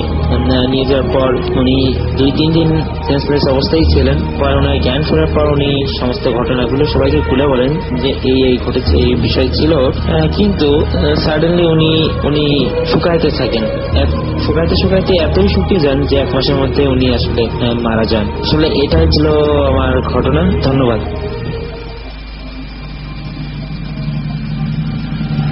পরবর্তী অতিথির কাছে। প্লিজ আপনার নামটা একটু বলবেন এবং তারপর আপনার ঘটনায় চলে যাবো আমরা। আসসালামু আলাইকুম লিসেনার্স, আমি S M Afikur Rahman, BS Shaheen inter first year student. Okay, আমাদের আরেকটু জোরে বলতে হবে। আসসালামু আলাইকুম লিসেনার্স, আমি S M Afikur Rahman, BF শাহিনের ইন্টার ফার্স্ট ইয়ার স্টুডেন্ট। আমি আজকে যে ঘটনা শেয়ার করতে চাচ্ছি আপনাদের সাথে, সেটা আমার সাথে আমার ক্লাস 8-এ ঘটা। তো সেবার ঈদে, রমজানের ঈদে আমরা সবাই মিলে আমার কাজিনরা সহ নানু বাড়িতে যাই ঈদ করতে। তো আমাদের মামা মামি খালা খালু সবাই যায়। তো সবাই একসাথে হলে আমাদের নানুর রুমে খুব ভালো একটা আড্ডার মতো জমে। তো সেবার সেই আড্ডাতে খালামুনিরা এবং মামিরা সবাই নানুর কিরকম জামা কাপড় ড্রেস উঠেছে এবার ঈদে সেটা দেখতে চায়।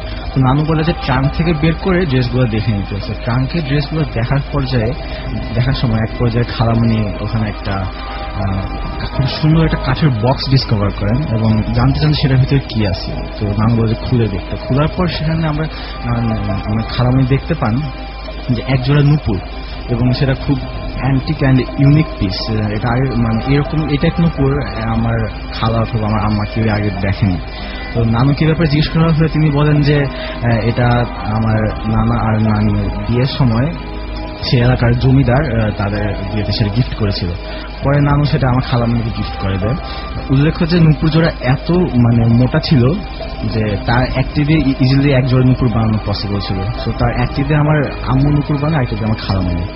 তো নানু সেই নুপুর পরাটা কেন ছেড়ে দেয় সেটা নানু আমার সাথে শেয়ার করেনি, কিন্তু পরে আমরা জানতে পারি যে এই নুপুর পরার সময় নানুর অনেক প্রবলেম হতো, যেমন তার পায়ে গভীর দাগ বসে যেত এবং রাত্রিবেলা তার খাটের পাশ দিয়ে কে যেন একটা আবছা ছায়ার মতো হেঁটে যেত। তো আমার আম্মু এমনিতে নুপুর পরতে ভালোবাসেন, তো ওই সময় তিনি নুপুর পরে ঘরের মধ্যে হাঁটাহাঁটি করতেন। নুপুর পরার 1 মাসের মধ্যে হঠাৎ করে আম্মু বলতেছে যে আমার আর নুপুরটা পরতে ভালো লাগতেছে না, হঠাৎ করে বলতেছে। সেই সময় আম্মুকে রাত 11টা বাজে। তো আম্মু নুপুরটা খুলে একটা বক্সের ভিতরে ভরে আলমারিতে ঢুকিয়ে রেখে দেয়। তো আলমারিটা যে রুমে আমাদের বাসায়, সেই রুমে অ্যাকচুয়ালি কেউ থাকে না, ওই রুমটা পুরাই খালি থাকে।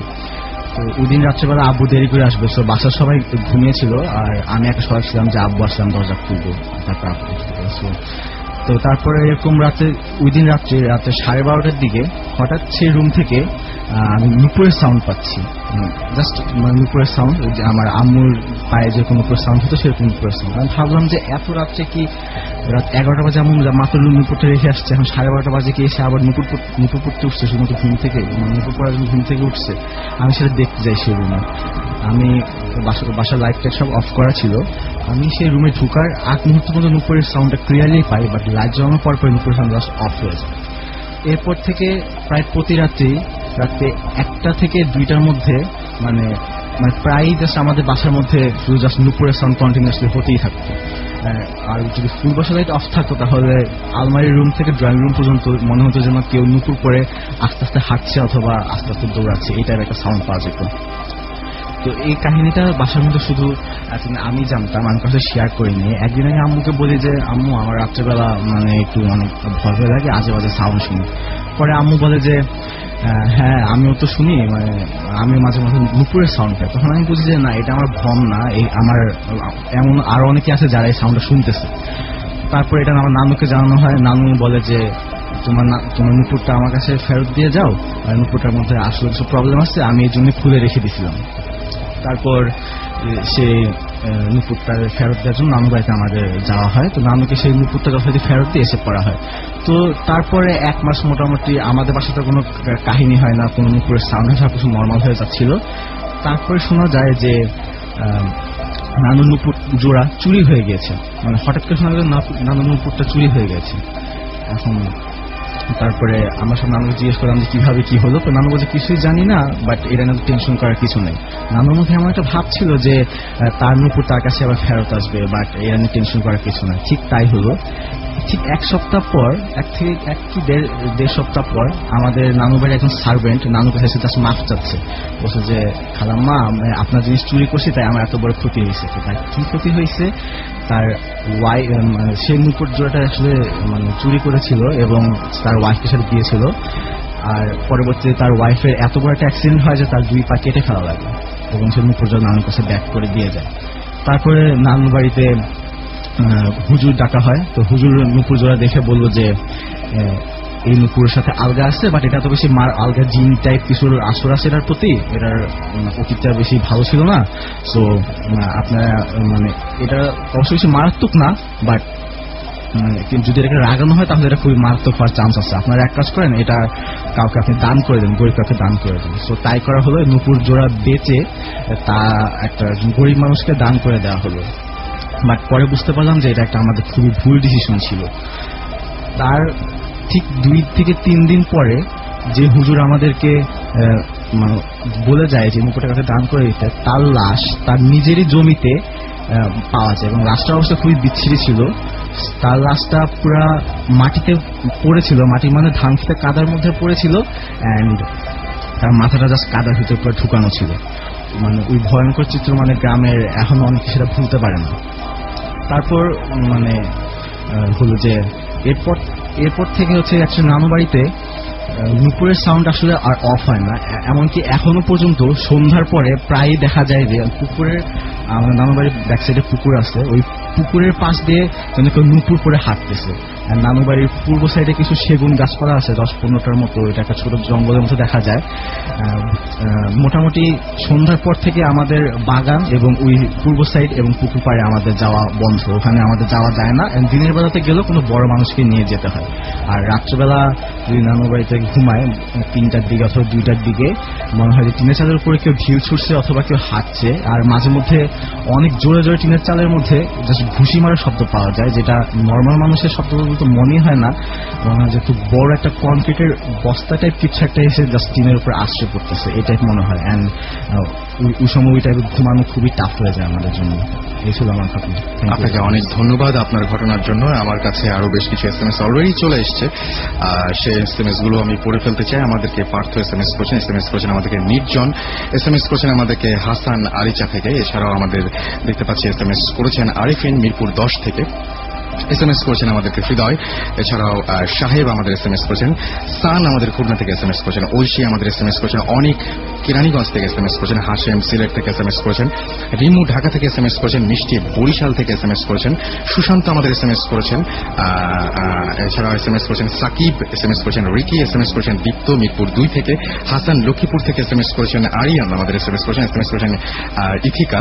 এছাড়াও SMS করেছেন আয়েশা, SMS করেছেন আমাদেরকে নাহিদ, মিল্টন, তাহিয়া সহ আরো অনেকে। আপনি যদি SMS করতে চান তাহলে মোবাইলের মেসেজ অপশনে গিয়ে টাইপ করুন ফুর্তি, FORTI ফুর্তি, স্পেস দিয়ে লিখুন আপনার নাম, স্পেস দিয়ে আপনার মেসেজ পাঠিয়ে দিন 9840 নাম্বারে। এবং আমরা চলে যাব আমাদের পরবর্তী অতিথির কাছে এবং তার কাছ থেকে জেনে নেব প্রথমে তার নাম এবং তারপরে চলে যাব সরাসরি তার ঘটনায়।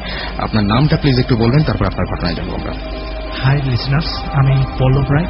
আমি military institute of science and টেকনোলজিতে অ্যারোনটিক্যাল ইঞ্জিনিয়ারিং এর সেকেন্ড ইয়ারে। তো আমি আজ আপনাদের সাথে যে ঘটনাটা শেয়ার করব সেটা অ্যাকচুয়ালি আমার বাবার সাথে ঘটেছে। বলা যায় আমার বাবা এই ঘটনার একজন প্রত্যক্ষদর্শী। তো এই ঘটনাটা ঘটেছে 1971 সালে। বেশ একটু জোরে বলতে হবে। হ্যাঁ, এই ঘটনাটা ঘটেছে 1971 সালের বেশ কয়েক বছর আগে। আমার বাবা তখন ক্লাস 5 কি 6 এর স্টুডেন্ট ছিলেন। তো সেই সময় আমাদের দেশের গ্রামে চিকিৎসা ব্যবস্থায় বলেন বা অন্যান্য টেকনোলজি ব্যবস্থা বলেন এতটা উন্নত ছিল না, যার কারণে তখন মানুষজন তাদের রোগবালাই বা কোনো ধরনের সমস্যা হলে কবিরাজ বা গুণী এদের শরণাপন্ন হতো। তো এই কবিরাজ ও গুণীরা তখন সাধারণত আত্মাকে, মানুষের আত্মা ব্যবহার করে এই সমস্ত সমস্যার সমাধান করার চেষ্টা করত। তো রাসেল ভাই, আগেই একটু বলে রাখি যে আমাদের হিন্দু ধর্মে কিছু শাস্ত্রে বলা রয়েছে যে যে সমস্ত মানুষেরা অনেক কষ্ট পেয়ে বা অপঘাতে বা আপনার আত্মহত্যা করে মারা গেছে, সেই সমস্ত মানুষের আত্মা সাধারণত পৃথিবী থেকে সরে যেতে চায় না। তারা পৃথিবীতেই ঘোরাফেরা করে এবং কোনো সুযোগ পেলে সাধারণত মানুষের ক্ষতি করার চেষ্টা করে।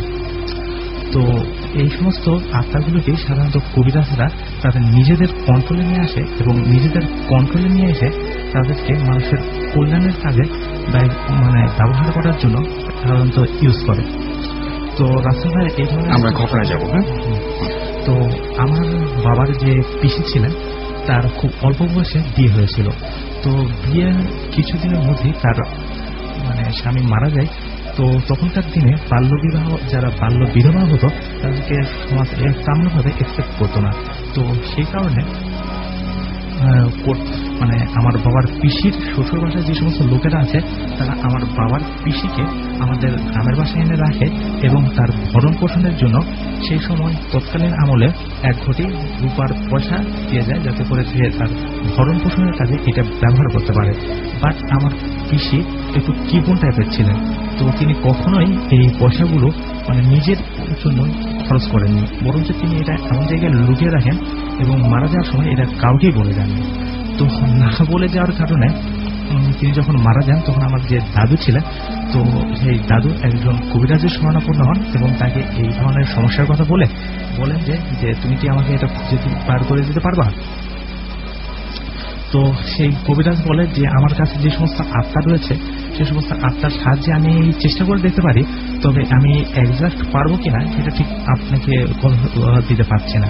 তবে সে সামনের যে পূর্ণিমা তিথি আছে সে পূর্ণিমা তিথির কথা উল্লেখ করে বলে যে এই দিন আমি আপনার বাসায় যাব, আপনার সবকিছু ব্যবস্থা করেন। তো নেক্সট যে পূর্ণিমা তিথি আছে সেই পূর্ণিমা তিথিতে সেই কবিরাজ আমাদের গ্রামের বাসায় আসেন এবং গ্রামের বাসাতে যে বৈঠকখানা ছিল সেই বৈঠকখানাতে তখন আমার বাবা, কাকা, জেঠু সহ বা গ্রামের অন্য যে সমস্ত মানে বয়োজ্যেষ্ঠ ব্যক্তি ছিলেন তারা অনেকেই সেখানে উপস্থিত ছিলেন। তো কবিরাজ আমাদের বৈঠকখানার ভেতরে প্রবেশ করে প্রথমে লোহার একটা দণ্ড দিয়ে একটা সার্কেল দেখান। তো তিনি সেই সার্কেলের ভিতরে ধ্যানের মতো করে বসে পড়েন এবং তাদের যে থলে ছিল সেই থলে থেকে একটা কঙ্কালের মাথা এবং তার বুকের একটা হাড় বের করে নিয়ে আসেন। তারপর সেই কঙ্কালের মাথাটাকে মাটির উপর রেখে সেই হাড়টা তার চারপাশে ঘুরাতে থাকেন এবং মন্ত্র আবৃত্তি করতে থাকে। তো এভাবে কিছু তো রাসেল ভাই সেই সময় আবহাওয়াটা চমৎকার ছিল, যে ঝড় বৃষ্টি এই ধরনের মানে হওয়ার সম্ভাবনা খুবই কম ছিল। তো হঠাৎ করে দেখা গেল যে বৈঠকখানার যে চাল রয়েছে সেই চালে মানে মাটির ঢেলার বা টুকরা যেটা বলে মাটির টুকরা প্রচন্ড বেগে পড়তে লাগলো, এমনভাবে পড়তে লাগলো তো মনে হচ্ছে যেন বৃষ্টি পড়ছে এবং চালটা যেন এখনই ভেঙে পড়বে। তো এভাবে কিছুক্ষণ চলার পর হঠাৎ এটা থেমে গেল এবং ঘরের ভিতরে যারা ছিল ঘরের ভিতরটা টোটালি অন্ধকার ছিল। তো ঘরের ভিতরে যারা ছিল তারা দেখলো যে বাইরে একটা ছায়ামূর্তি এসে দাঁড়িয়েছে এবং এই ছায়ামূর্তিটা সাদা ছায়ামূর্তি, এই সাদা ছায়ামূর্তিটা আকৃতি একজন মানুষের মতো। তো এইটা মাটি থেকে বেশ খানিকটা উপরে এবং এটা ভেসে ভেসে, ঠিক হেঁটে হেঁটে বলবো না, ভেসে ভেসে এটা রুমের ভিতরে প্রবেশ করে এবং সেই যে কবিরাজ যে মন্ত্র বলছিল সেই কবিরাজকে প্রথমেই মারধর করা শুরু করে। তো প্রথমে মারধর করার কিছুক্ষণ পর সে বলে যে বল কেন রেখেছিস? তখন সেই কবিরাজ বলে যে এই দেখো এই যে এই পরিবারের একটা ঘটিমতি রূপার পয়সা হারিয়ে গিয়েছে, তোমাকে এটা খুঁজে বের করতে হবে। তখন সে বলে যে এই বাসার একটা নির্দিষ্ট ঘর বলে সেই ঘরের উত্তর পূর্ব কোণে 1 হাত মাটি খুললে সেই ঘড়িটা পাওয়া যাবে। তো এই বলার পর যে কবিরাজটা তখন সেই আত্মাকে চলে যেতে বলল। তো আত্মা বলছে যে আমি তো এখন যাব না, তুমি সময় নাই অসময় নাই আমাকে দেখে পাঠাও, আজকে আমি তোমাকে ক্ষতি করে তোমার আত্মাকে আমার সাথে নিয়ে যাব। তো কবিরাজের হয়তো এই ব্যাপারটা আগে থেকেই এক্সপিরিয়েন্স ছিল, কিন্তু সেই সময় ঘরের ভিতরে যারা উপস্থিত ছিল বিশেষ করে আমার জেঠু হয় তিনি করেন কি মানে ভয়ের বশেই হোক আর যে কারণেই হোক তিনি তার কাছে থাকা একটা দেয়াশলে হঠাৎ করে জ্বালিয়ে ফেলেন। আর এই কারণেই তখন মানে একটা ভয়াবহ ঘটনা ঘটলো যে তখন সবাই দেখলো যে সেই ছায়ামূর্তিটা প্রচন্ড বেগে সেই আমার জেঠুর দিকে তেড়ে আসে এবং তার 2 হাত দিয়ে তাকে একটা আছাড় মারে। তো সবকিছু যখন পরিস্থিতির বাইরে চলে যেতে লাগলো তখন সেই কবিরাজটা তার মানে বুকের হাতটা দিয়ে সেই কঙ্কালের মাথাটাতে প্রচন্ড জোরে জোরে তখন বাড়ি মারতে লাগলো। এভাবে যখন কয়েকবার বাড়ি মারার পরে সে আত্মাটা তখন বলতে লাগলো যে ঠিক আছে আমি এখন চলে যাব। তো বললো যে আচ্ছা ঠিক আছে তুমি চলে যাবে, তবে তুমি চলে যাওয়ার আগে অবশ্যই একটা নিদর্শন রেখে যাবে যে আসলেই তুমি চলে গেছো। সে তখন আমাদের বৈঠকখানার পাশে কয়েকটা আমের গাছ ছিল, সেই আম গাছের একটা ডাল ভেঙে রেখে সে চলে যায়। তো পরবর্তীতে তাকে কবিরাজকে যখন জিজ্ঞাসা করা হয় যে আসলে এই আত্মাটা কিসের ছিল, তখন কবিরাজ বলে যে এই আত্মাটা আসলে একজন মানে নিরাপত্তা টাইপের সিকিউরিটি কর্মকর্তা ছিল। তো তিনি একদিন অন ডিউটির সময় দল ডাকাতের কবলে পড়েন এবং সেই ডাকাতেরা তাদের ডাকাতদের যে রামদা থাকে সেই রামদাদের তার ঘাড়ে একটা কোপ দেয়। এই কোপ দেওয়ার কারণে তিনি প্রচন্ড ব্লিডিং হতে থাকে এবং তিনি সেখানে মারা যান। তো ডাকাতেরা তাকে যথাযথ সংস্কার না করে শুধুমাত্র একটু মাটি খুঁড়ে তাকে কবর দিয়ে দেয় এবং তারপর থেকে তার যে আত্মাটা সেখান থেকে বের হয় সেই আত্মাটা মানুষের বিভিন্ন ধরনের ক্ষতি করে বেড়াতে লাগছিল। তো সেই কবিরাজটা এই আত্মাটার খোঁজ পান এবং সেই কবর থেকে তার মাথা এবং বুকের হাতটা বের করে নিয়ে আসে বিভিন্ন ধরনের মন্ত্রতন্ত্র যে সমস্ত ছিল সে সমস্ত মন্ত্রের মাধ্যমে তাকে কন্ট্রোল করেন এবং সে কন্ট্রোল করার পর থেকে সে কবিরাজের বাধ্যগত হয়। এই ছিল রাসেল ভাই আমার ঘটনা। অনেক ধন্যবাদ আপনাকে। Download more from wapsip.com, wapsip.com. Deer listeners, আসসালামু আলাইকুম। আমি ফারুক, ঢাকা বিশ্ববিদ্যালয়ের মোহসেন হল থেকে এসেছি। আমি তৃতীয় বর্ষে শিক্ষা গবেষণা করছি। আমি আজকে আপনাদের সাথে যে ঘটনাটি শেয়ার করব সেটি হচ্ছে আমার মায়ের নিজের এক্সপিরিয়েন্স করা ঘটনা এবং আমি বেশ কিছু ঘটনার সাথে তার এক্সপিরিয়েন্স ছিলাম। তো আমার নানার এলাকাটা যে জায়গাটাতে ছিল অ্যাকচুয়ালি এটা গাইবান্ধা জেলার সুন্দরগঞ্জ থানার বামনডাঙ্গা ইউনিয়নে ঘটে ঘটনাটি।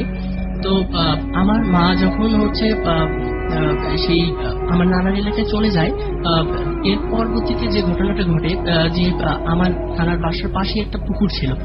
তো এই পুকুরটাতে প্রায় সময় দেখা যেত যে বিভিন্ন ধরনের ঘটনা ঘটতো এবং অনেকেই এক্সপিরিয়েন্স করেছে, প্লাস অনেকেই এই ঘটনার সাথে জড়িত ছিল। তো প্রায় সময় দেখা যেত যে পুকুরটা থেকে বিভিন্ন ধরনের আওয়াজ পাওয়া যেত। তো আমার মার সাথে যেহেতু জিনের কিছু প্রকোপ ছিল, সেই ক্ষেত্রে পরবর্তী সময় দেখা যেত যে সেই দুষ্ট জিনটা অনেক ক্ষেত্রে মাকে ডিস্টার্ব করার চেষ্টা করতো সেই পুকুরের বিভিন্ন ধরনের আকৃতি ধারণ করার মধ্য দিয়ে। তো রাসুলায় যে ঘটনাটা ঘটে দেখা যেত যে আমি এগুলো আমার রুমমেটদের সাথে শেয়ার করি, তারা আমাকে ইন্সপায়ার করে বিভিন্নভাবে, আমার ফ্রেন্ডরা। তো আমি হচ্ছে আমার মা যে ঘটনাটা ঘটেছিল সেই দিন হচ্ছে আমার মাকে খুঁজে পাওয়া যাচ্ছিল না। তো অনেক জায়গাতে বিভিন্ন জায়গা থেকে তাকে খোঁজা হচ্ছে, অনেকেই খুঁজছে, কিন্তু কোথাও তাকে পাওয়া যাচ্ছিল না। তো এমন তো অবস্থায় আমরা সবাই চিন্তিত, ভীষণ চিন্তিত যে আমার মাকে কোথাও খুঁজে পাওয়া যাচ্ছিল না। তো এমন তো অবস্থায় আমরা যখন সবাই চিন্তিত হয়ে পড়েছি, তো আমরা আমার বাবা সহ অনেকেই খুঁজছিলাম। তো বাবা গিয়ে প্রথমে হচ্ছে বিভিন্ন জায়গায় খুঁজছিল এবং তার সাথে সেই দ্যাট টাইম একটা লাইট থাকে এবং তিনি গিয়ে সেই লাইটটা বিভিন্ন জায়গায় শো করার চেষ্টা করে এবং উনি যখন শো করাচ্ছিলেন উনি কোনো কিছু দেখতে পাচ্ছিলেন বিভিন্ন জায়গা থেকে, কিন্তু উনি যখন পুকুর পাড়ে চলে যান, ঠিক মিন টাইম পুকুর পাড়ে গিয়ে উনি হঠাৎ একটা শব্দ শুনতে পান। দেখেন যে পুকুর পাড়ের পাশে একটা জায়গায় ভীষণ শব্দ হচ্ছে, যেন কেউ কেউ ভাসছে একবার ডুবছে। তো উনি প্রথমে ব্যাপারটা খেয়াল করেন না এবং পরবর্তী সময় দেখা যায় যে উনি আস্তে আস্তে এটাকে দেখার চেষ্টা করেন এবং এক পর্যায়ে গিয়ে দেখা যায় যে উনি লাইট যখন সুইচ অন করেছেন ঠিক সেই টাইমে উনি দেখতে পাচ্ছেন যে পুকুরের মধ্যখানে কি যেন ডুবছে আর উঠছে। উনি ভালো করে দেখার চেষ্টা করেন। সেই মুহূর্তে আমার বাবা দেখতে পান যে মা আসলে পুকুরের মাঝখানে উঠছে আর ডুবছে। উনি আসলে প্রথমে চমকে যান এবং সবাইকে খবরটা পৌঁছে দেন এবং পরবর্তী সময়ে সবাই যখন অনেকেই চলে আসে পুকুর পাড়ে, তার পরবর্তী রাসেল ভাই যে ঘটনাটা ঘটে, আমার বাবা পুরো নেমে যায়। উনি নেমে গিয়ে মাকে আনার চেষ্টা করে। যখন উনি আনছিলেন, মা আসতেছিল না, কিন্তু উনি অনেক ট্রাই করতেছিলেন সেই টাইমটাতে। তো দ্যাটস ওয়াই বাবা অনেক চেষ্টা করে মাকে উপরে নিয়ে আসে, কিন্তু মার হাতে সেই টাইমে যে বিষয়টা ঘটেছিল যে ওনার হাতে একটা পাতিল ছিল এবং ওই পাতিল ভর্তি কিছু পয়সা ছিল এবং সেই পয়সাগুলো অনেকেই আমরা জানি যে পুরাতন কিছু পয়সা থাকে যেগুলো অনেকে আমরা চিনতে পারি না, অনেক পুরাতন পয়সা। তো উনি সেই পয়সাগুলোকে পরবর্তী সময়ে আমরা দেখি যে ওগুলো বিভিন্নভাবে পুঁতে রাখা হয় এবং এই ঘটনার পরবর্তী সময় দেখা যায় যে বেশ কিছুদিন পর মা যে ঘরে থাকেন, শোবার ঘরের ঠিক সোজা বরাবর পুকুর পর্যন্ত একটা লাইন তৈরি হতে থাকে এবং এই লাইনটা আস্তে আস্তে ধীরে ধীরে যখন বাড়তে থাকে, আমরা প্রথম দিকে এটাকে তেমন একটা কেয়ার করছিলাম না। আমরা ভাবছিলাম যে স্বাভাবিকভাবে হয়তো বা কোনো পোকামাকড় অথবা কোনো ইঁদুর এই ধরনের গর্ত করে থাকবে। তো রাসেল ভাই যে ঘটনাটা ঘটে, আস্তে আস্তে এই মাটিগুলো উপরে উঠতে থাকে, আস্তে আস্তে বড় হতে থাকে এই লাইনটা, জাস্ট রোড আইল্যান্ডের মতো। তো এক পর্যায়ে গিয়ে দেখা যায় যে মা যে ঘরে থাকে সেই ঘরের মেঝে বরাবর বড় একটা পাতিলের আকৃতি ধারণ করে। এবং সেই মুহূর্তে বিভিন্ন সময় দেখা যেত যে আমার মা যেটা এক্সপেরিয়েন্স করেছেন, যে উনি বিভিন্ন সময় দেখতো যে ওই পাতিলের যে মাটিটা উঁচু হচ্ছিল, ঠিক সেই মুহূর্তে সেই জায়গাতে অনেক সময় একটা বিষাক্ত সাপ বসে থাকতো এবং উনি প্রায় সময় ওটা দেখতেন, কিন্তু অন্য কেউ এটা দেখতো না। তো এভাবে কয়েকদিন যাওয়ার পর, কিছুদিন যাওয়ার পর দেখা যেত যে যে লাইনটা তৈরি হচ্ছে রোড আইল্যান্ড, এটা অনেক বড় হয়ে গেছে এবং স্বাভাবিক চলাফেরাকে অনেকটা বাধাগ্রস্ত করছে। তো এক পর্যায়ে এটা নিয়ে অনেকে দুশ্চিন্তা শুরু করে, অনেকে আবার এটাকে স্বাভাবিকভাবে নিতে থাকে। কিন্তু আমাদের এলাকায় যে ঘটনাটা ঘটেছিল, যে অনেকেই দেখা যেত যে ওইটাতে পড়ে গিয়ে অনেকে হোঁচট খেত, এই ধরনের ঘটনা ঘটতো। এক ছেলে হোঁচট পড়েছিল, কিন্তু অনেকদিন পর্যন্ত বিছানায় কাতর হয়ে এসে পড়েছিল। তো পরবর্তী সময়ে এই যখন হাড়িটা ঠিক আমাদের ঘরের মেঝের মধ্যে অনেক বড় হতে থাকে এবং সেই মুহূর্তে এই হাড়িটা নিয়ে সবার জল্পনা কল্পনা শুরু হতে থাকে। তারপর পরবর্তী সময়ে আমার নানা প্ল্যান করে যে এটাকে খনন করে কিভাবে এটাকে আসলে এটা ব্যাপারটা কি, আসলে প্রকৃত ঘটনাটা জানার জন্য। তো এক পর্যায়ে দেখা যায় যে এইটা খননের ব্যবস্থা করা, এবং খনন করে আস্তে আস্তে খনন করতেছিল এবং সেই টাইমটাতে দেখা যায় যে একটা পিতলের হাড়ি, অনেক বড় হাড়ি, সেটা ঢাকনা বন্ধ ছিল। তো এটা যখন অর্ধেক খনন করা হয়ে যায়, সেই টাইমটাতে অনেকে বলে যে এটা রেখে দেন, আসলে এটা অনেক সমস্যা করতে পারে, তো আপনারা রেখে দেন। কিন্তু আমার নানা বলেন না, এটাকে রেখে দিলে আরো সমস্যা বেড়ে যেতে পারে, সেক্ষেত্রে আমরা এটাকে উঠাই ফেলতে পারি। তো দ্যাট টাইম আসলে আমার নানা এটাকে উঠায় যখন বাইরে রাখছিলেন, ঠিক সেই মুহূর্তে অনেকেই জেনে ফেলে ঘটনাটি। আসলে সবাই জড়ো হতে থাকে আস্তে আস্তে। তো যখন এই হাড়িটার ঠিক ঢাকনাটা খোলা হচ্ছিল, হঠাৎ করে দেখা যায় যে বিদ্ঘুটে কিছু ধোঁয়া বের হচ্ছিল এবং এই ধোঁয়াগুলা এতটাই অসহ্যকর ছিল যে অনেকেই প্রথম দিকে এটা সহ্য করতে পারছিলেন না এবং ভয় পাচ্ছিলেন। প্রচন্ড পরিমাণে ভয়ে অনেকে সেখান থেকে চলে যায়, অনেকে এটা সহ্য করতে পারে না। আমরা জানি যে অনেকে এটা এক্সপিরিয়েন্স করতে পারে না। তো সেক্ষেত্রে যখন ধোঁয়া বেরোচ্ছিল, তখন আমরা অনেকেই কিছু সাহসী লোক আছে, তারা দেখতে পেলেন যে ওখানে অসংখ্য পয়সা, ওইরকম অচেনা, কিছুক্ষণ আগে আমি রাসেল ভাই বলেছি যে কিছু পয়সার কথা, যেগুলো অনেক পুরাতন। তো এই পয়সাগুলো ওখানে একদম পরিপূর্ণ একটা পাতিলে ভরা। তো একজন লোক আমাদের এলাকার এই সবাই যখন নিস্তব্ধ, একদম স্টপ, সেই মুহূর্তে ঠিক একজন লোক সাহস করে ওটা সামনে এগিয়ে যায় এবং যখন সামনে যায়, গিয়ে উনি হাত প্রবেশ করার সাথে সাথে উনি প্রকট জোরে একটা চিৎকার দেন। ঠিক সেই মুহূর্তে অনেকেই প্রচন্ড পরিমাণে অবাক হয়ে যায় যে লোকটা অলরেডি সেন্সলেস হয়ে গেছে, এবং আমরা লক্ষ্য করি যে লোকটি যে জায়গায় পড়ে আছে তার ঠিক হাতের আঙ্গুলগুলোর দিকে আমরা লক্ষ্য করি, ঠিক আঙ্গুলগুলো সব গলে একদম পুরো নষ্ট হয়ে গেছে। তো সেই মুহূর্তটাতে আসলে সবাই নির্বাক, কেউ কোনো কথা বলতে পারছিলেন না। তো একদমই ঘটনাটা ছিল আমার নানার বাড়ির ঘটনা। তো পরবর্তী সময়ে দেখা যায় যে ওই পাতিলটা আর কেউ স্পর্শ করেনি এবং ওইটা দ্রুত বিভিন্নভাবে কন্ট্রোল করে ওইটাকে পুঁতে রাখার ব্যবস্থা করা হয়। রাসেল ভাই, এই ছিল আমার ঘটনা। অনেক ধন্যবাদ আপনাকে।